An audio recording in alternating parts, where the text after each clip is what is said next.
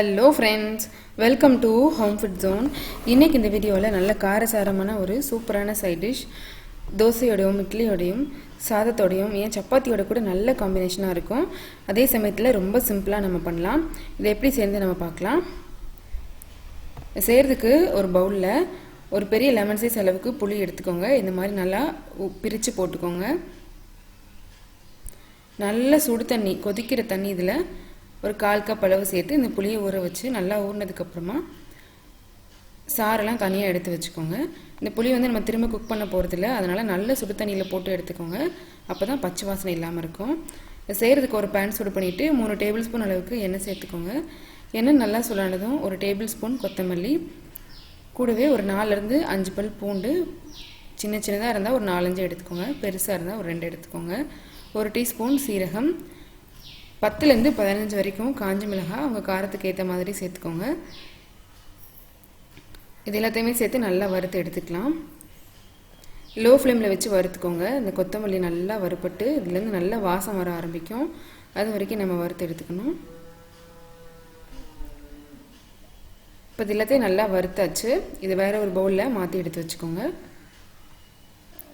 இப்போ இதே எண்ணெயிலேயே 1/4 கிலோ அளவுக்கு கத்திரிக்காய் எடுத்துருக்கிறேன். நல்லா ஃப்ரெஷ்ஷான கத்திரிக்காய் பார்த்து வாங்கிக்கோங்க. இது மாதிரி கட் பண்ணி எடுத்துக்கோங்க. இது நம்ம சேர்த்துக்கலாம். 3லேருந்து 4 நிமிஷம் வரைக்கும் மீடியம் ஃப்ளேமில் வச்சு நல்லா ஒன்று போல் வறுத்து எடுத்துக்கோங்க.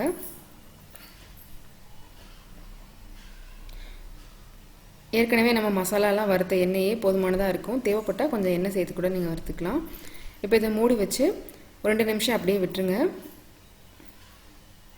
ஒரு தடவை நல்லா திரும்ப கிளறி விட்டுட்டு திரும்பவும் மூடி வச்சு ஒரு 3லேருந்து 4 நிமிஷம் வரைக்கும் லோ ஃப்ளேமில் வச்சு நல்லா பொரித்து எடுத்துக்கோங்க. நல்லா எல்லா பக்கமும் செவந்து ஒன்று போல் வெந்து வரணும்.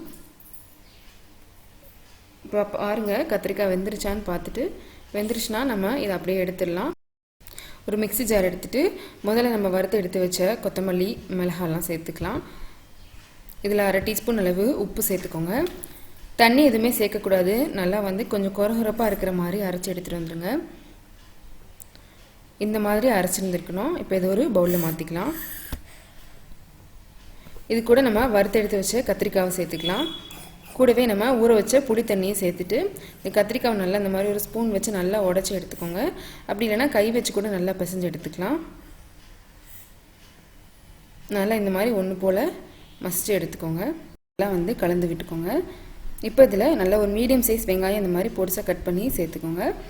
கூடவே கொஞ்சமாக கருவேப்பிலை, கொத்தமல்லி எல்லாம் விருப்பப்பட்டிங்கன்னா அதையும் சேர்த்துக்கலாம். இப்போ இதை ஒரு தடவை நல்லா கலந்துட்டு உப்பு சரியாக்கான்னு பார்த்துக்கோங்க. தேவைப்பட்டதுன்னா சேர்த்துட்டு ஒரு தடவை நல்லா மிக்ஸ் பண்ணி விட்டுட்டு அவ்வளோதான். சுட சுட நம்ம இதை சர்வ் பண்ணலாம். ரொம்ப ரொம்ப நல்லாயிருக்கும்.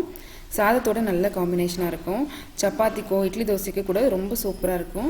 கண்டிப்பாக இதே மாதிரி நீங்களும் செஞ்சு பாருங்கள். இந்த ரெசிபி உங்களுக்கு பிடிச்சிருந்ததுன்னா லைக் பண்ணுங்கள், ஷேர் பண்ணுங்கள், கமெண்ட் பண்ணுங்கள். கண்டிப்பாக ஹோம் ஃபுட் ஜோனுக்கு சப்ஸ்கிரைப் பண்ண மறக்காதீங்க.